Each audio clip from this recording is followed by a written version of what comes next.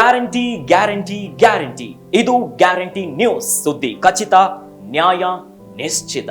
ನಮಸ್ಕಾರ ವೀಕ್ಷಕರೇ, ನಾನು ಅಖಿಲೇಶ್ ದಬ್ಬೆಕಟ್ಟೆ. ಮಾಜಿ ಪ್ರಧಾನಿ ದೇವೇಗೌಡರಿಗೆ ಹುಟ್ಟು ಹಬ್ಬದ ಶುಭಾಶಯಗಳು.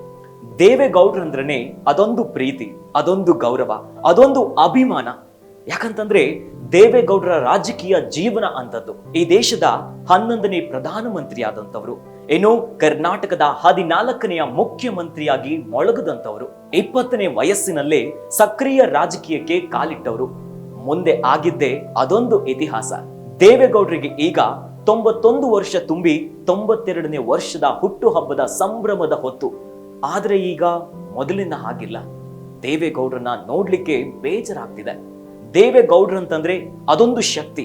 ಅವರು ಗುಡುಗಿದ್ರೆ ಜನ ಎಲ್ಲ ನಡುಗ್ತಾ ಇದ್ರು. ಯಾಕಂತಂದ್ರೆ ರಾಜಕೀಯವಾಗಿ ಅವ್ರು ಮಾಡ್ತಿದ್ದ ಕೆಲಸ ಅಂತದ್ದು, ಅವ್ರ ಮೇಲಿದ್ದಂತಹ ಗೌರವ, ಭಯ, ಭಕ್ತಿ ಆಗಿತ್ತು.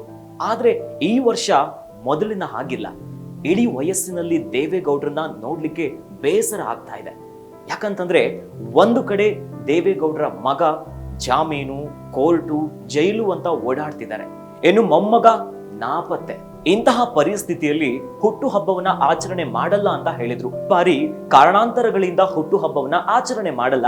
ಹೀಗಾಗಿ ಯಾರೂ ಕೂಡ ಮನೆ ಹತ್ರ ಬರಬೇಡಿ, ನೀವೆಲ್ಲ ದೂರದಿಂದನೇ ಆಶೀರ್ವಾದ ಮಾಡಿ. ಇನ್ನು ವಿಧಾನ ಪರಿಷತ್ ಈ ಬಾರಿ ಚುನಾವಣೆ ಇರುವಂತಹ ಹೊತ್ತಲ್ಲಿ ಬಿಜೆಪಿ ಹಾಗೂ ಜೆಡಿಎಸ್ ಈ ಬಾರಿ ಕೂಡ ವಿಧಾನ ಪರಿಷತ್ತಲ್ಲೂ ಮೈತ್ರಿ ಇದೆ. ನಿಮ್ಮೆಲ್ಲರ ಆಶೀರ್ವಾದ, ಪಕ್ಷಕ್ಕೆ ಏನ್ ಕೆಲಸ ಮಾಡಬೇಕು ಅದನ್ನ ಜವಾಬ್ದಾರಿಯಿಂದ ಮಾಡಿ ಅಂತ ಮಾತ್ರ ಹೇಳ್ತಿದ್ದಾರೆ.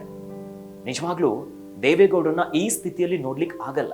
ಯಾಕಂತಂದ್ರೆ ತನ್ನ 20ನೇ ವಯಸ್ಸಿಂದ ರಾಜಕೀಯ ಜೀವನಕ್ಕೆ ಕಾಲಿಟ್ಟು ಸಕ್ರಿಯವಾಗಿ ಅನೇಕ ಏಳು ಬೀಳುಗಳನ್ನ ಅನುಭವಿಸುತ್ತಾ ಪ್ರಾದೇಶಿಕ ಪಕ್ಷದ ವರಿಷ್ಠರಾಗಿ ಅವರು ಮಾಡಿದಂತ ಕೆಲಸ ಚಿರ ಅಮರ ಅದು. ಆದ್ರೆ ಈಗ 92 ವರ್ಷ ಯಾವ ರೀತಿಯಾಗಿ ಆಚರಣೆ ಮಾಡಬೇಕು, ಆದ್ರೆ ಒಂದ್ ರೀತಿಯಾಗಿ ಮೌನದಲ್ಲಿ ಮುಳುಗಿದ್ದಾರೆ. ನೀವು ಇತ್ತೀಚೆಗಷ್ಟೇ ನೋಡಿರ್ಬೋದು, ದೇವೇಗೌಡರು ಗಡ್ಡ ಬಿಟ್ಟಿರುವಂತ ಒಂದು ಫೋಟೋ.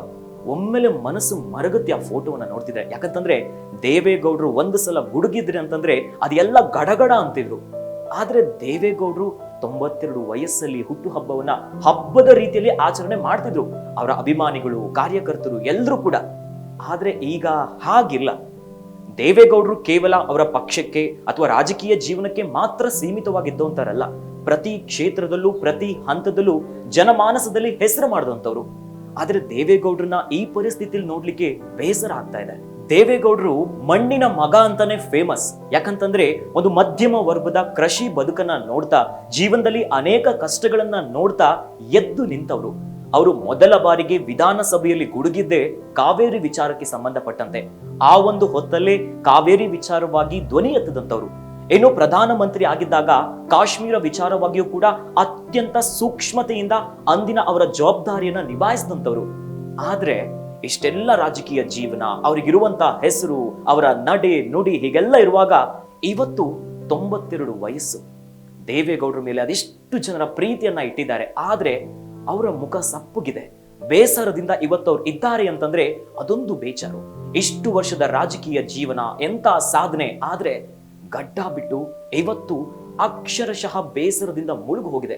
ಅದೇನೇ ಇರ್ಲಿ, ದೇವೇಗೌಡರ ಗತ್ತು ಇಡೀ ಇಂಡಿಯಾಗೆ ಗೊತ್ತು. ಮತ್ತೊಮ್ಮೆ ದೇವೇಗೌಡರಿಗೆ ಹುಟ್ಟು ಹಬ್ಬದ ಶುಭಾಶಯಗಳು. ಗ್ಯಾರಂಟಿ ನ್ಯೂಸ್, ಸುದ್ದಿ ಖಚಿತ, ನ್ಯಾಯ ನಿಶ್ಚಿತ.